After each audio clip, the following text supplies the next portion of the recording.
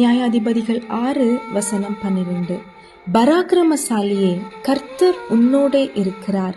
நான் நம்பின சில மனிதர்கள், நான் நேசித்த சில மனிதர்கள் என்னை கை விட்டுட்டு போயிட்டாங்களே.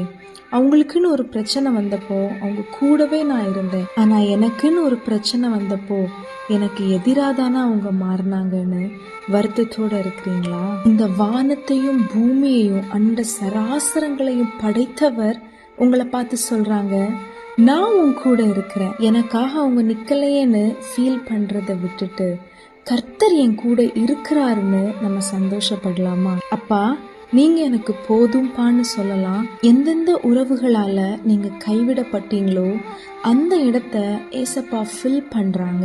நீங்க போதும் எனக்கு, நீங்க எல்லாம் எனக்கு.